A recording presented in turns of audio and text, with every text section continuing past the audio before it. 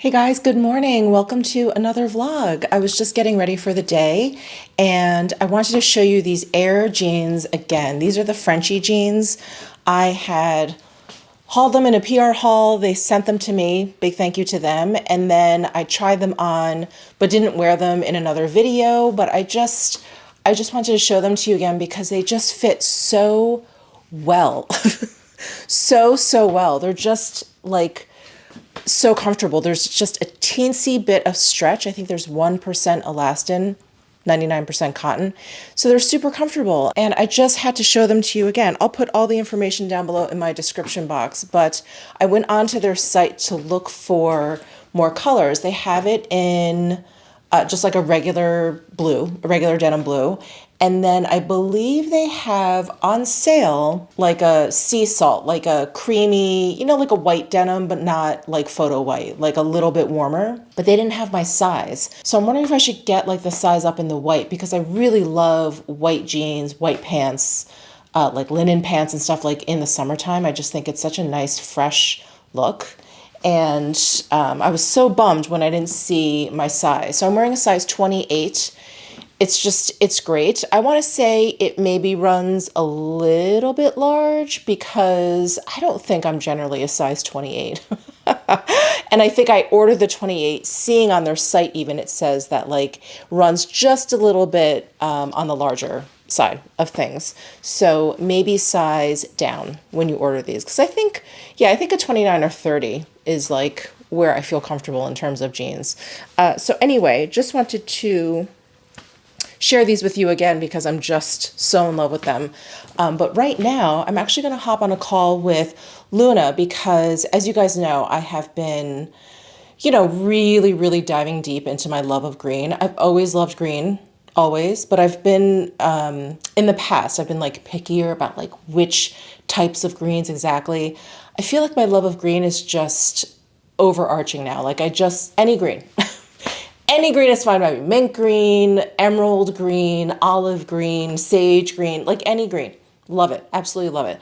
So anyway, when I was in Milan last year and got to visit Luna in her studio, she had these amazing, gorgeous emerald earrings, and she had made them for a client, so they were getting shipped off, I believe, the next day. But I was there with my two friends, Kate and Sarah, and Caitlin she couldn't like take her hands off of them. She was like, "Oh my God." She was like, "Are these coming to the US?" And Luna was like, "Yes, they're going to a client in the US." And we're like, "Okay, so they'll be like at least in our country." Like we were so obsessed with it. Anyway, I haven't been able to stop thinking about these emerald earrings, the emeralds that Luna had in her studio. So I DM'd her over Instagram and I just kind of started asking her about emeralds. I also started asking her about getting like a longer chain with like bigger links. Anyway, we just got to chatting, and she was like, Do you want to Zoom? Because I think she has some like emeralds to show me, some emerald pieces to show me, because I really want an emerald piece from her, but I really want to get it right. And Luna doesn't do anything wrong, let's just say that. But I'm like, do I get a necklace? Do I get earrings? Do I get a ring? I think I'm okay with rings because I'm running out of fingers. But maybe some earrings? I don't know. Let's go chat with Luna. All right, we're here with Luna again. Luna, thank you so much for taking time out to to talk to us and to show me some things that I've been interested in. But I did want to share them with my viewers here. But I have been really, really excited about green lately, and so Yeah. of course I've been thinking about your beautiful emerald pieces. And when I was lucky enough to visit you in Milan last year, you had that beautiful emerald. Was it a ring or was it earring? Yes. Was it- No, I think it was they were both. It was there was a ring and also earrings. Yes. That's right. And Yeah. we were just, me and my two friends, Sarah and Caitlin, we were just drooling over these pieces. And I haven't stopped thinking about them since. So I thought, Yeah. why don't we see what emerald pieces you have currently? Maybe give me some ideas. I have the microball ring because this is a way, my way to set emerald in a very, very simple, basic way, so that you can wear an emerald every day, and you can put and create your own bouquet, or a bouquet ring, or a composition that you want. So it's a casual way to wear the emerald. So for me, it's very important that people use and wear jewelry. The point is not to be scared from jewelry, but use a lot and enjoy jewelry, because yes, this is the reason why we love so much. This is the very simple way. So it's the microbo. The microbo setting is simple. I have also a beautiful pair of earrings that are, can you see? They are, Yes. one has 3 emeralds, and the other one has 2 emeralds. So I love, you know, that I love to make a fake pair because yes, because it's something that you don't expect. So it's more intriguing when you Yes. wear. So you see, these are beautiful stones. Are 5 emeralds set in rose gold, and they have the stud. Okay, and on the back is wide. Is wide because it helps to maintain the earring in the right position, and don't make this effect to go down. Yes, so Yeah. Important. yes, so this is another idea to use emeralds in a casual way. So emeralds, we know that is one of the 4 precious stones, together with diamond, sapphire, and ruby. So it's a stone that has a value, and we need to respect the stone, but we need also to be able to wear and not to be afraid to wear this stone. So I try to find the right way to make this. The emerald is a beryl, so the family is called beryl, like aquamarine. Okay. Aquamarine is a beryl, okay? Is a blue beryl, and is called aquamarine. The rose beryl is called morganite. The Ah. yellow beryl is called heliodor. The green beryl, clear green, is called green beryl.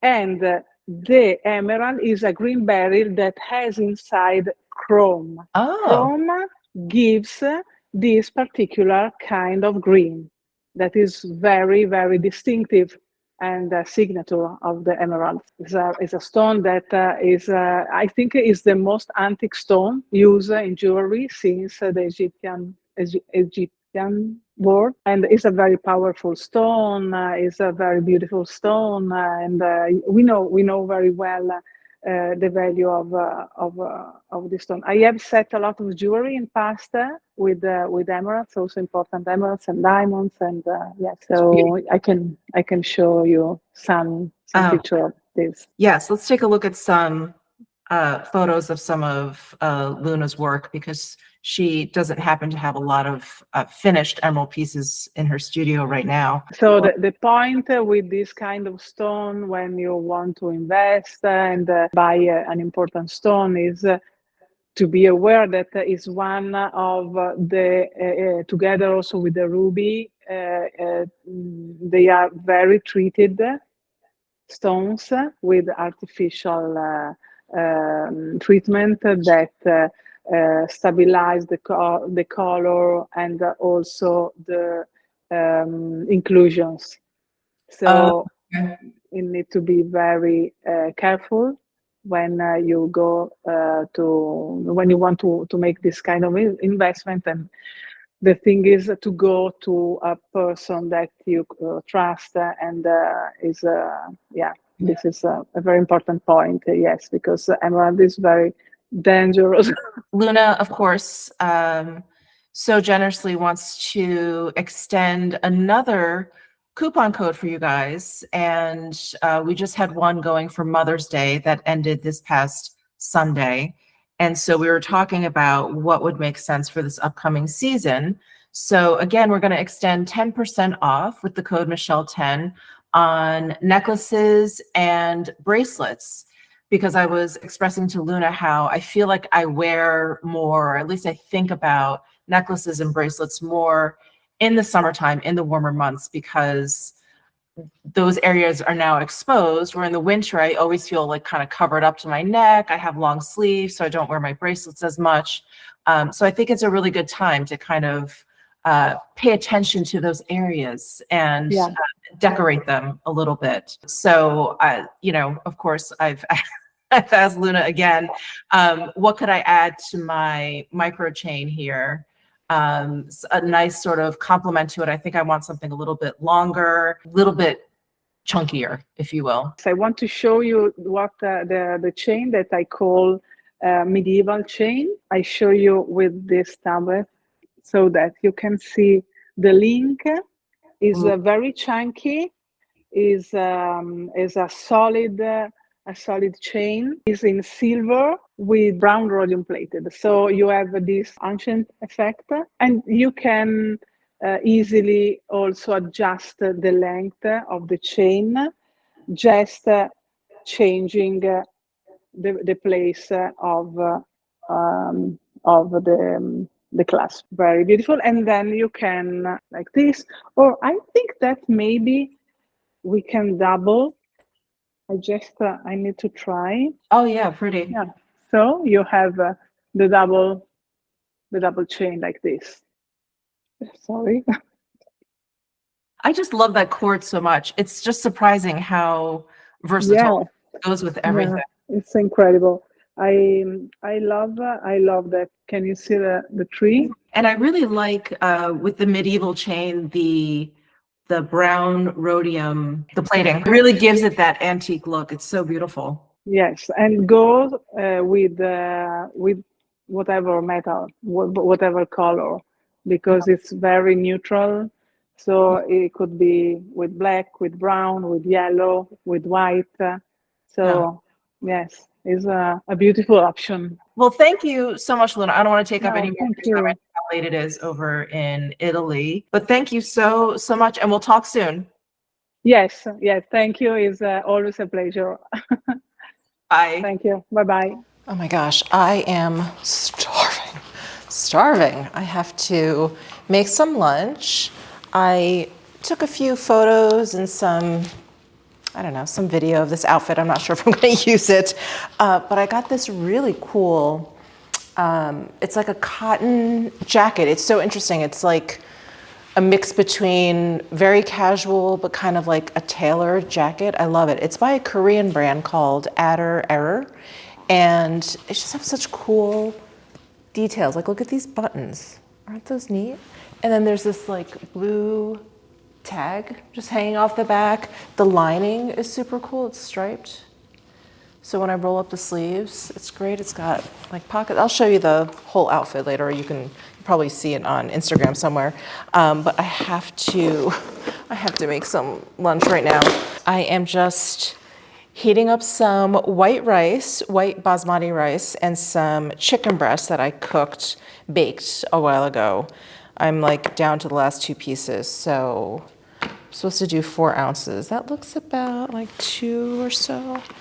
So I'm gonna just cut off a little bit more. And then I have found, at least for me, the secret to microwaving chicken breast and rice to kind of like resuscitate it. So I add a little bit of water. And then what I do is I dampen a paper towel and I put that over the whole bowl, kind of like tuck it in. So I get this whole like kind of steamy effect in there. And it's really great. The rice comes out like you just cooked it. Close. And the chicken isn't like rubbery or anything. So it's, I don't know, it's pretty good. I mean, I've been doing this for months and that seems to be the best, fastest way to reheat this food. So I'm just adding a little bit. Don't want to get it too soggy. And then open up that paper towel and put it on top and tuck it in. So I'm just nuking that up for a minute and a half, but I figured I'd show you this whole outfit I have on. So here's that Adder Era jacket, and then I got another pair of those Fear of God Essentials sweatpants. I had them in taupe, and I love them so much, and I have them in a size medium. They're really oversized, great for sweatpants. But Essence, the company, or the online retailer, I should say, reached out to me and said, you know, can we send you a couple pieces? Can you feature them on Instagram? And I was like, sure. So I got these in black in size small, and then I thought I would try out this brand, this Adder Era brand. They're a Korean, like, I don't know, streetwear brand, I would say. I looked at a bunch of their stuff. They have some really cool sweatshirts and stuff. Unisex clothing, they have men's and women's.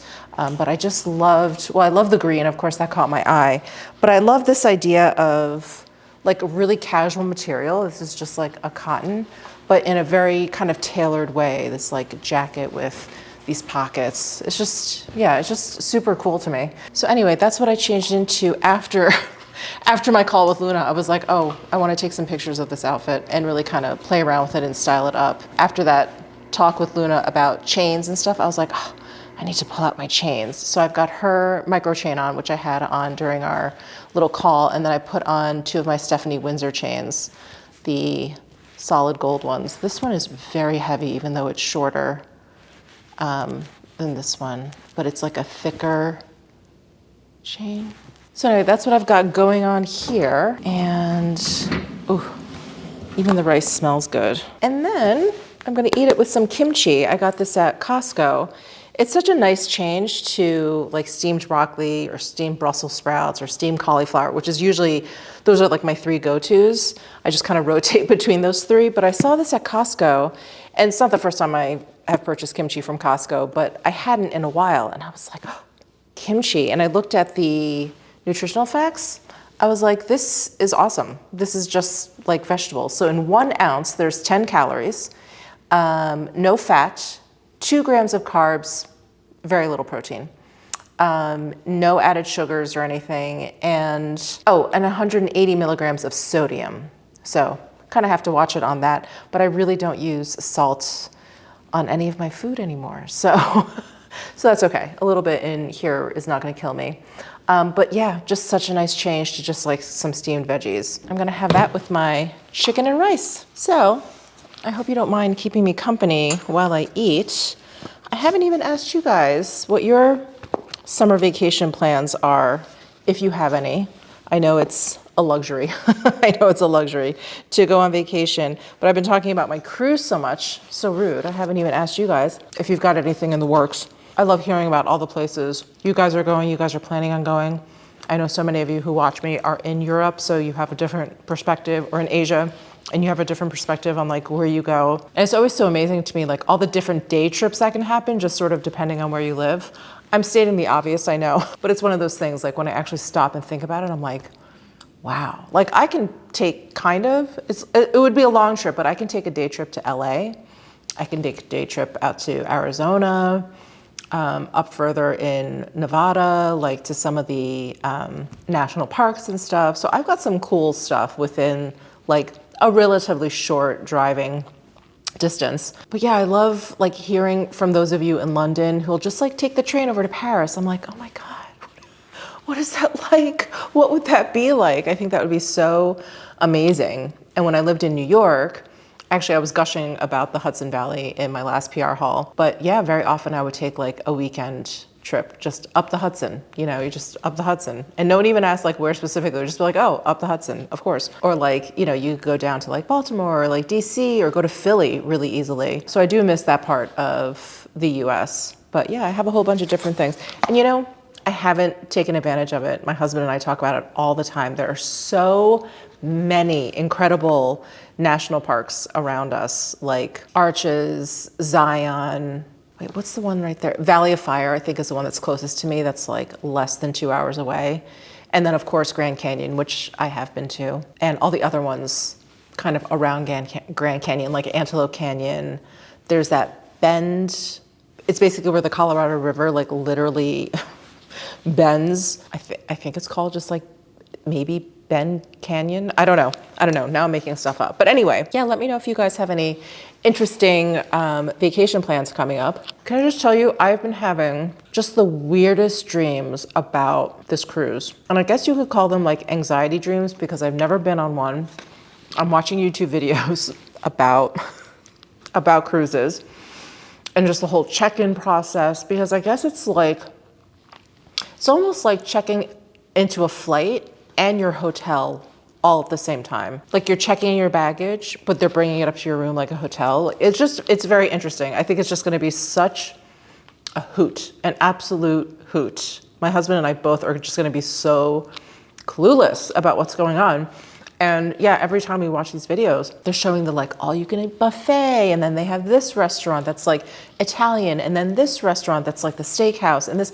And I'm like, I feel like it's a Vegas casino on water. I really think that's what it is. They have like a little casino room. Is that what you call it? 'Cause parlor, a gambling parlor, a room where they have like basically just like table games, like craps, blackjack, roulette, 3-card poker. And I think they have like a few like slot machines. Like this really feels like Vegas on water. I can't wait for all the excursions. I think we're gonna be really tired after this cruise too. It's such a long flight for us there and back.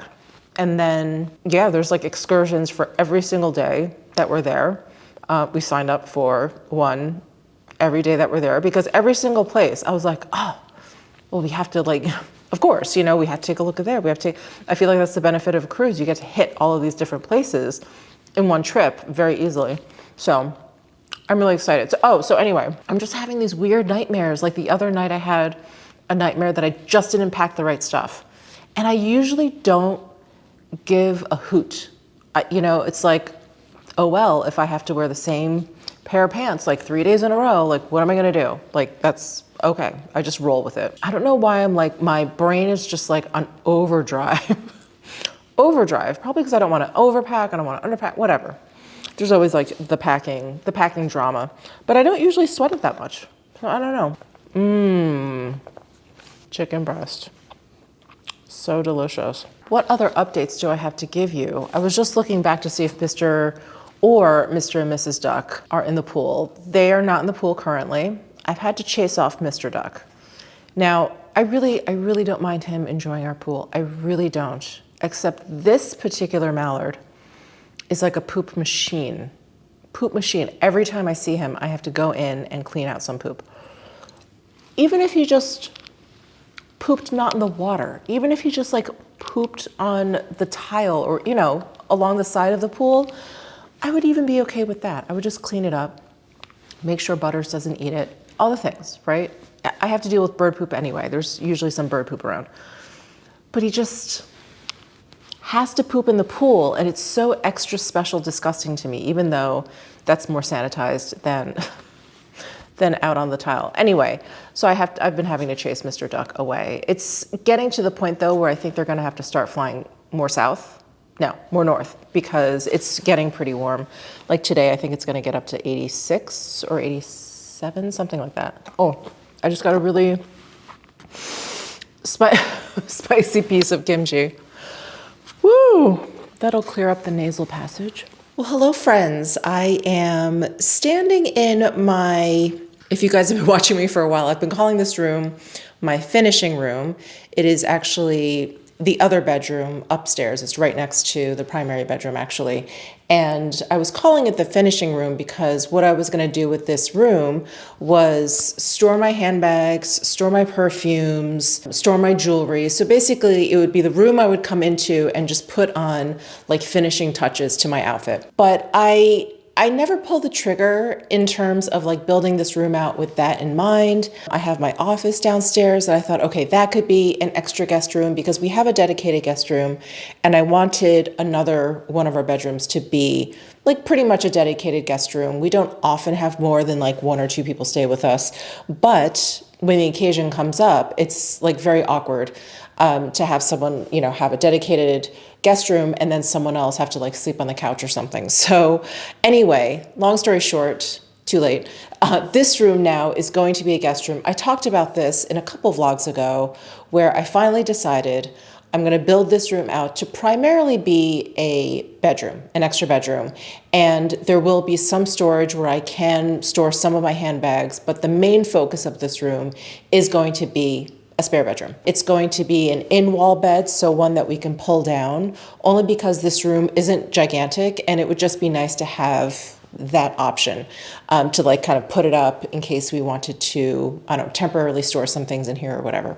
So anyway, that is the plan. And I did go to California Closets because they're the ones that built out my husband's office. They're the ones that built out our primary closet. We've been very happy with them. We've been very happy with their service. And they had initially come to spec this room out for my, finishing room. And so they had all the measurements and everything. And so it was just easiest to go with them. And I'm happy with them anyway, so that was fine.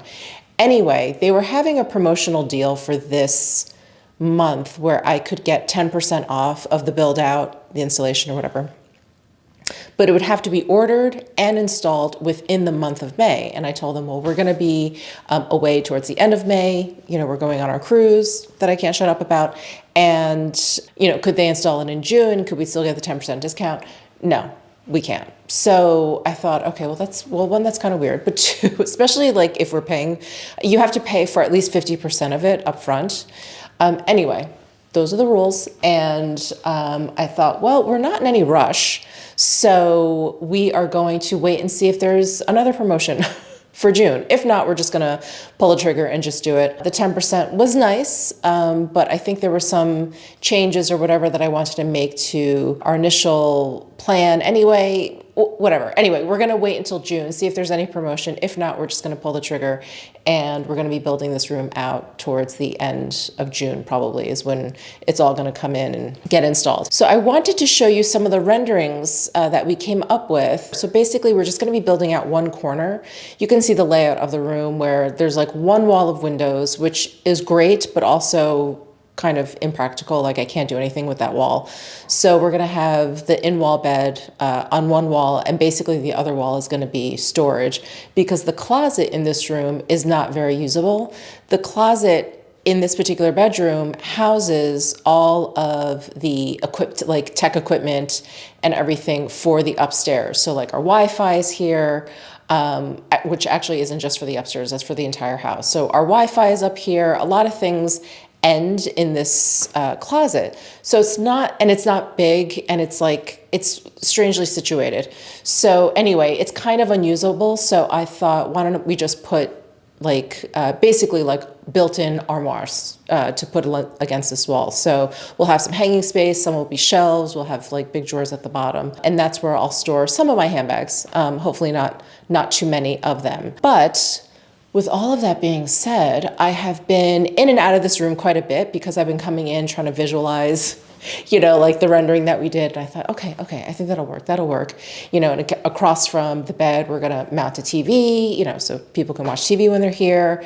And I was thinking about getting a built-in for under the TV, but then I thought, I think that's gonna look a little too heavy. So we're just gonna get a piece to put under there, just something kind of small, but like a dresser, like extra storage space, or just a place to put like luggage or bags or whatever when our guest comes in.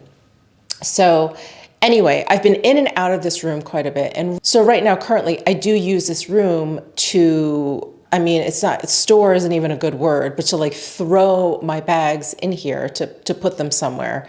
And it's such a disaster. You guys have seen it like in my background, a little bit here and there. I've never actually shown you the disaster that this room has become, but here, let me turn you around. We're all friends here, right? You won't judge me. So my bags are literally just all over the floor, all over. And then I have some over here. I have some on the ironing board, more on the ironing board. So I am so excited to get all of this squared away. Most of my handbags I'm gonna end up storing actually in my primary closet. I have a cabinet in the back of that closet that right now I have for hanging space, but I had California Closets build shelves for that. So those shelves for the cabinet, for the handbags, that will come when they come and they build out this room. So a lot will be happening in terms of things being put away, which I'm so excited for. I can't wait. While it's really handy having all of my bags just strewn on the floor here, because I just walk in, I just grab something, I just throw something down. I don't have to think about it. It's embarrassing. It's so embarrassing. Whenever I have friends come over, they're like, ooh, can I see your handbags? I'm like, okay, if you want, let me warn you. So anyway, when I do show people my collection here, this isn't even all of my handbags. I have more down in my garage, just in big plastic bins. Those are my older ones. I still love them. But this actually brings me to my next point. A lot of my friends or people that I know, they're like, oh, why don't you sell some of these handbags? You can't possibly use all of them or use any of them too often. And I have been, I don't really like the word collecting, but I've been purchasing luxury handbags since 1995. Again, if you've been following me for a while, you know that my very first handbag was a Prada tote. And I love my handbags. I really, really do. But I can be a very practical or pragmatic person. And so I do think on one hand, I really should try and, sell some of these bags that I'm not using. And I have donated some bags that I bought on a whim. I was like, why do I have this? I have given some of those away, but I have kept probably 95% of all of the handbags I have ever purchased. And so the other day I came in here and I was actually debating what evening bag to wear. And I vlogged it. This is when I was going to that open house party of that giant mansion. And I just wanted a little evening bag. And I ended up going with my Loewe bracelet pouch. However, I pulled out a bag that I had not worn and used for a long time. And I thought, oh my gosh, I'm so glad I have this. Now, I could sit here and pretend that I haven't sold any of my bags because I just knew they were going to come back in style. That's not the reason. But looking back, now that I do have about 30 years perspective, I'm so glad that I did not sell a lot of my bags. And I just wanted to showcase a few of them in case, there's some of you out there that I know you feel bad holding on to bags that you could resell, at least recoup some of your money. You don't think that you'll use them anymore, but you really don't want to. My argument is don't sell them because they probably will come back into fashion. The evening bag that I'm talking about is this Miu Miu clutch that I purchased probably at least 15 years ago. Super soft, buttery leather. And I'm not even sure why I got this one. I think I just really liked the folded and quilted shrunken leather. And I've always enjoyed Miu Miu. I like Miu Miu. I have nothing against Miu Miu, but it's never been like my number one. And just lately, I don't know if you guys have seen these reports, these so important reports on Instagram, Business of Fashion, BFF, where Miu Miu is the most, recognizable, or I don't think it's profitable. I think most popular brand out there. And I'm like, really? Miu Miu, am I that out of it? Or maybe it's because I'm in Las Vegas and there's no Miu Miu to be had here. It's very difficult to get Miu Miu in person. Of course, you can always order it online. In New York, I used to go to the boutique on Prince Street all the time. I remember when they first opened up, I went and got a pair of shoes. I love them. I've had many, Miu Miu shoes. And now my exposure to Miu Miu is basically either online or when I go to the Prada outlet at Palm Springs. The Prada outlet has Miu Miu there as well. Anyway, my point is, I'm so glad I never got rid of this clutch, even though I really have not used it much in the past several years since I got it. When I first got it, I used it all the time. It was like my only black clutch. It was perfect. It held everything I needed. It closed securely at the top. It's black with gold hardware, so it just pretty much went with everything. And I have to say, there were times over the past few years where I'm like, I should really try and sell this maybe, but would I be able to sell this? I don't know. Anyway, I'm glad I haven't because apparently Miu Miu is so popular, but I really do like this clutch is the point. And I'm so glad I held on to it. So that is one bag where I've had this thought. You guys, if this isn't the most ironic thing. So I got an AirTag a gazillion years ago and I misplaced it. I didn't know where it went. And like, it wasn't juiced up, no battery. I just couldn't trace it. And I was like, well, there goes my AirTag. It was in this bag, which I know I have not used in a long time. Okay, so this bag I purchased, I loved, I still love, but there were moments where I was like, maybe I should get rid of this bag. Maybe I should make room for other bags and get rid of this bag. This is, oh my God, look how old this is. This is the Row backpack. Now, this was like such a coveted bag when it first came out. Anyway, this bag is so well loved. Can you see how worn the hardware is? This was a very, very well-worn, well-loved bag while I lived in New York City. So this is really beat up, but look how beautiful the leather still looks. Isn't it gorgeous? But I was on the Rose site the other day and they have come back out with this backpack. It looks very, very similar. And I know this is still probably very popular, very coveted. Anyone who wanted to buy this, who didn't buy this, I bet regretted it. And all those times I wanted to sell it. I'm so glad that I didn't because I think it's back. I think Row has brought it back. I'm gonna find a picture of it on the current website and throw it up here for you. But I love this bag. I don't use backpacks that much anymore for obvious reasons. I now live in the suburbs and I drive everywhere. But when I lived in New York, it was so great. It was so great. Anyway, so glad I held on to this bag. Another bag, oh God, this bag is so misshapen. Let me try and make it a little prettier here. So this bag is over 20 years old. I got this right in 2001, I think. And I just loved it. I loved the idea of it, but this was a bag I just never used that often. And I think because it didn't have a shoulder strap, there were all these reasons I couldn't wear a crossbody. I always had to have it in my hand. And, living in New York, that was not the most convenient thing. However, I feel like everyone has been talking about this particular shape, myself included, but this particular shape. This is the Stephen Sprouse Louis Vuitton Speedy. Now, Pharrell has pretty much made the Speedy a must-have bag, I think, for the next few seasons.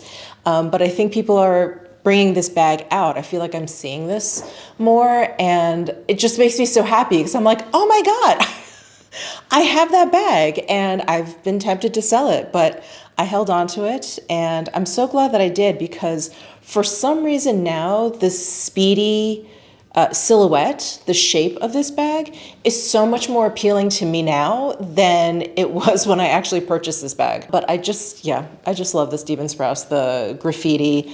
There were a few other ones that I really wanted, but I just loved the green, and this was the only one I could get my hands on. I purchased this. Did I get this down in Soho? The Louis Vuitton boutique that opened on, it's either Worcester or Green Street down in Soho. Anyway, that was one of their newer boutiques. And it was when Marc Jacobs started, because Marc Jacobs did the collaboration with Stephen Sprouse. So I think I got this at the Soho boutique when they first opened. And I love it. And I'm so glad that I held on to it because there was definitely like a decade in there where I was like, should I sell this? But no. I'm so glad I kept you, Speedy. Okay, and the last two bags I wanted to show you are two Prada nylon bags. So this one I still use a lot. So this messenger bag, crossbody messenger bag, I still use a lot. It is so handy. In fact, I have a different version of this that I use quite a bit as well. It's just a little bit smaller. It only has like one buckle. See how this one has two? But it has a back zip, which is really, really handy. So for some occasions, I like using that one. I think that one's down in my garage. Anyway, this messenger bag, I don't even know how old this is, 20, 25 years, I'm losing track. This bag, I don't think I was ever tempted to sell this bag because it's so utilitarian. Even if it didn't have the Prada triangle on there, I'd be like, I know I'm gonna use it. Like it's so handy. The nylon material makes it, I don't wanna say it's waterproof, but it's definitely water resistant. So it's just very weather friendly. Crossbody, it's just super handy, super handy. I don't think I have to sing its praises. You guys know how handy a messenger bag is. And it fits quite a bit. So you've got these two like outer pockets, perfect for like a phone, camera, and then you have the big zippered compartment in the back there, and then the flap actually has a zipper so you can stick things. I used to stick my Metro card in there. So that bag was never, ever a candidate to be sold, but I've had that bag forever and I'm so, so glad. I'm so glad I got it. The last bag I want to show you is the bag that I won't shut up about because this is the very first luxury handbag I ever purchased. This is the Prada tote, and they actually have re-released it. I think they re-released it last year sometime. It was their re-edition 1995, one of their 1995 bags. But they came back out with it, and it's quilted. Mine is just like a plain. But if you guys were around in 1995, do you remember all the different varieties that they had of this bag? They had it with like a leather front, and the Prada was like an embossed logo instead of the triangle plaque. They had this version, but the sides were leather. So like the gussets were leather, and the bottom I think was leather as well. So they had ones with like, yeah, like different leather accents. Those were more expensive. So I could only afford, back then, I could only afford the all nylon one. And back then this bag, I mean, it was a lot for me. It was like, I think more than an entire paycheck, but it was, I think it was like $600. I think was this bag. Can you believe that? $600. Anyway, it has these leather straps, and I don't use this bag. This bag, I'm happy I kept, not because I still use it to this day, but because it's an old buddy of mine, and it made me so happy to see that Prada came back out with it, that they did a re-edition 1995 and brought this back out, and I was like, oh, I have the original. I was so, so happy to see that. So anyway, just kind of strolling down handbag memory lane and illustrating why I don't think you should sell your handbags if you don't want to, because I do think they'll come back. I don't think you'll necessarily regret selling any of your handbags, but I think if you hold on to them, I think you'll find use for them maybe 20 years down the road. Oh wait, one more bag. Sorry, one more bag. Look at this. This Fendi Mama baguette. It has crocheted baubles in there. And I actually got this bag before I got into knitting. I just loved the popcorn baubles on the top. Anyway, I got this, I think in 98. I think in 1998. And I thought, gosh, I should really, get rid of this bag, donate it, sell it or whatever. This bag was definitely, I think like $5.95, like $600. And I thought, well, I don't know. I love the popcorn baubles so much. And I picked this up during like the Sex and the City Fendi baguette craze. This obviously is not close to any of the ones that Sarah Jessica Parker wore. But they came out with all these different versions. Anyway, after that craze died down, it was like you couldn't find Fendi. Not you couldn't find it anywhere, but no one was really interested in Fendi. They had a few bags here and there they came out with that were kind of like must-haves.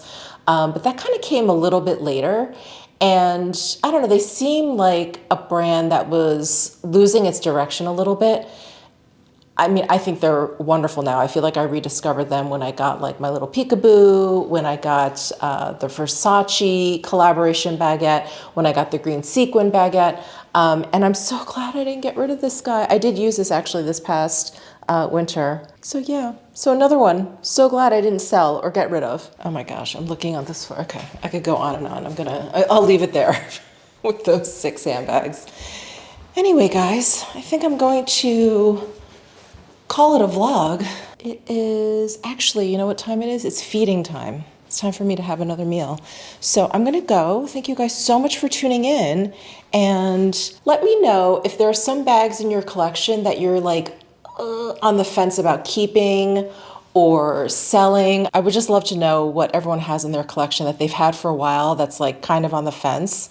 Maybe I'll be able to talk you out of it and just like hold on to your bag. Okay, anyway, I'll see you guys in my next vlog. Bye.